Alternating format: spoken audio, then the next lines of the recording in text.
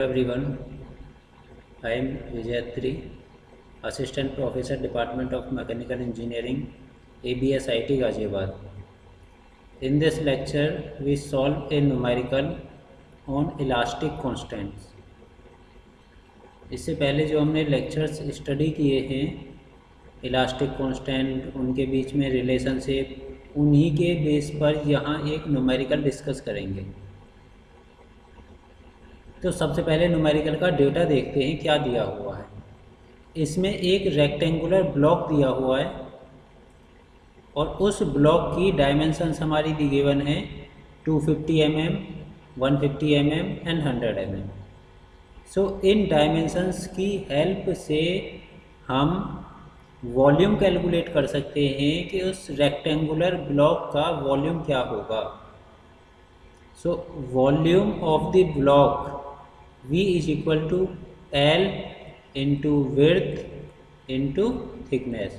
So 250 into 150 into 100, इनका multiply करेंगे तो volume of the block is 375 into 10 की पावर 4 mm क्यूब। ये हमारा आ गया volume. First line clear. Dimensions दी हुई थी एक रेक्टेंगुलर ब्लॉक की। ये एक रेक्टेंगुलर ब्लॉक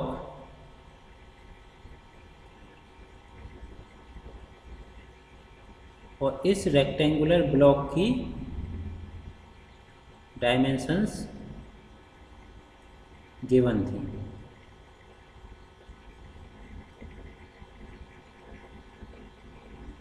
ये एक रेक्टेंगुलर ब्लॉक है, इसमें ये हमारी डायमेंशंस 250, ये हमारी डायमेंशन 150 और ये हमारी डायमेंशन 100। इस पर तीनों डायरेक्शन फोर्स लगा हुआ है, यहाँ, यहाँ और इसके स्पेस पर यहाँ। अब ये देखते हैं क्या लोड लगे हुए हैं। Subjected to axial load of 600 kilo newton. पहला एक्सियल लोड दिया हुआ है हमें 600 किलो न्यूटन टेंसाइल, और उसका नेचर क्या दिया हुआ है हमें, tensile. 600 kilo Newton tensile in the direction of length. ये लगा हुआ है हमारा लेंथ की डायरेक्शन में। लेंथ हमारी ये है, इसकी ये डायरेक्शन में जो लगा हुआ है इस फेस पर 150 और 100 वाला जो फेस है उस फेस पर, क्योंकि लेंथ इसकी 250 ये है। पहला लोड हो गया मेरा 600 किलो न्यूटन और वो टेंसाइल नेचर का है। सेकंड कितना आया हमारा, 900 किलो न्यूटन कंप्रेसिव नेचर पर विशेष ध्यान देना है हमें। ये है हमारा कंप्रेसिव ऑन 250 एंड 150 प्लेन। ये हमारा 250, ये हमारा 150। तो यहाँ जो ये दिया हुआ है ये हमारा दिया हुआ है कंप्रेसिव टाइप का,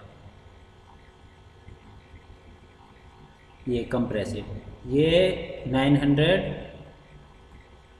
kilo Newton and 750 kilo Newton. तीसरा कितना है, 750 किलो न्यूटन। नेचर कैसा है हमारा, टेंसाइल ऑन 250 इंटू 100 फेस। ये 250 फेस और ये 100 फेस। इस फेस पर ये लगा हुआ है 750 kilo Newton. Determine strain in all direction. Strain अगर कैलकुलेट करनी है तो स्ट्रेन के लिए हमें स्ट्रेस की ज़रूरत पड़ेगी, और यहाँ हमें स्ट्रेस नहीं दी हुई, यहाँ दिया हुआ है हमें लोड। तो लोड की हेल्प से सबसे पहले हम स्ट्रेस कैलकुलेट करेंगे, और जो स्ट्रेस का फॉर्मूला होता है वो होता है लोड अपॉन एरिया, और यहाँ पर लोड और एरिया हमें गिवन है। So stress in x direction ले सकते हैं हम, या लेंथ के रेस्पेक्ट में जो स्ट्रेस होगी उसे ले सकते हैं, sigma x p x upon a x. तो लोड इन एक्स डायरेक्शन में लेंथ के रेस्पेक्ट में लोड दिया होगा 600 kilo newton. So 600 kilo newton को हम किलो न्यूटन ही रहने दे सकते हैं, या फिर 10 की पावर 3 अपॉन इसका एरिया 150 इंटू 100 इंटू 100, तो ये आया हमारे पास 40 Newton per mm square. Y direction दूसरा लोड दिया हो, स्ट्रेस दी हुई थी हमें जो लोड 900 बट कंप्रेसिव नेचर का। सो कंप्रेसिव में क्या होगा, minus P Y upon A Y. So minus 900 into 10⁻³ divide by इसका एरिया अगर देखूँ मैं तो ये 200, 250, ये 100। सो 250 इंटू 100, ये हमारा आ जाएगा 24 न्यूटन पर mm स्क्वायर।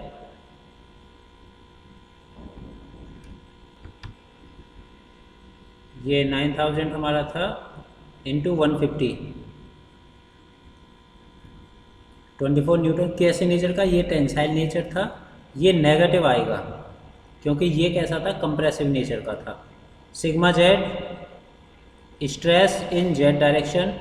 तीसरा फोर्स हमें दिया हुआ था 750 किलो न्यूटन।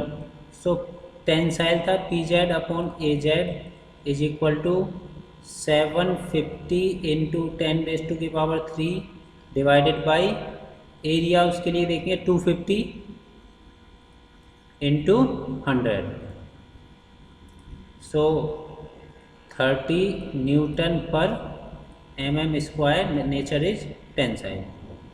तो यहाँ से फाइनली हमने जो कैलकुलेट किया है, 3 स्ट्रेस कैलकुलेट की और जो स्ट्रेस थी वो हम लिख देते हैं। Stress is 40 Newton per mm square minus 24 Newton per mm square and 30 newton per mm square. ये तीनों हमारी स्ट्रेस आ गई।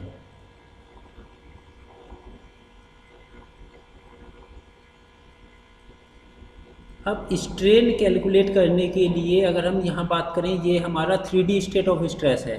सो स्ट्रेन इन एक्स डायरेक्शन आ जाएगा, stress in x direction upon e minus mu stress in Y direction upon e minus mu stress in Z direction upon ई।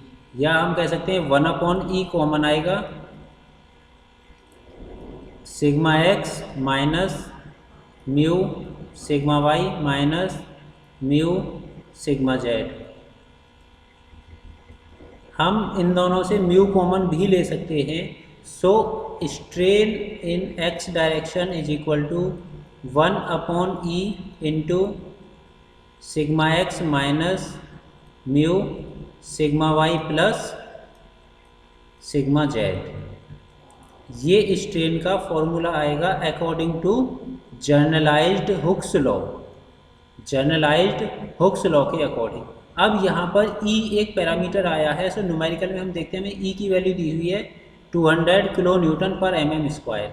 तो यहाँ मैं लिख देता हूँ साथ में E की वैल्यू भी, E is equal to 200 kilo newton per mm square या 2 into 10⁵ newton per mm square. E की इस वैल्यू को हम यहाँ पर यूज करेंगे। ये हमने कैलकुलेट की थी वैल्यू सिग्मा एक्स, ये वैल्यू थी हमारी सिग्मा वाई और ये वैल्यू थी हमारी सिग्मा जेड। सो स्ट्रेन निकालते हैं अब तीनों डायरेक्शन में। Strain in x direction 1/2 into 10⁵ sigma X 40 minus mu, mu की वैल्यू भी न्यूमेरिकल में गिवन है हमारी 0.25, 0.25 into sigma Y, sigma Y is -24 plus 30। तो ई एक्स यहाँ से calculate strain in x direction, इस फॉर्मूले से जो कैलकुलेट होके आएगी वो हमारी आ गई 19.25 इंटू 10⁻⁻⁵, ये हमारी स्ट्रेन की वैल्यू आ गई एक्स डायरेक्शन में। Similarly strain in Y direction, formula 1/2 into 10⁻⁵ sigma Y -224 minus mu sigma X plus sigma Z. Y direction में जो कैलकुलेट होगी ये calculate -20.75 into 10⁻⁻5 and strain in Z direction 1/2 into 10⁵ sigma Z हमारा 30 minus mu 0.25 into sigma X 40 minus 24। So यहाँ से हमारी sigma Z calculate हो जाएगी 13 इंटू 10⁻⁻⁵। सो ये तीनों स्ट्रेन यहाँ से कैलकुलेट हो गई, strain in x direction, strain in Y direction and strain in Z direction due to 3 dimensional state of stress. Means X direction की स्ट्रेस, वाई डायरेक्शन की स्ट्रेस एंड जेड डायरेक्शन की stress. ये हमारा first portion complete हो गया, strain in each direction of the load. Second है change in volume. अब हम चेंज इन वॉल्यूम की अगर बात करें, हमारे पास होती है volumetric strain.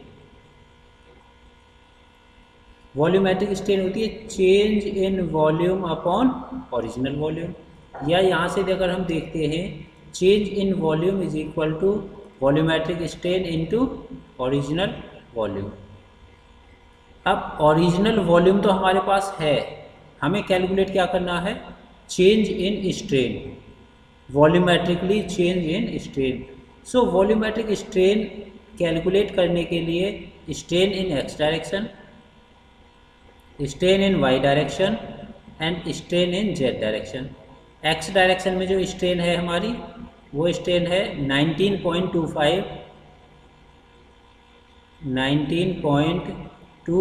Into 10⁻⁻5 minus 20.75 into 10⁻⁻5 plus 13 into 10⁻⁻5। जब हम इन सभी का सम करेंगे तो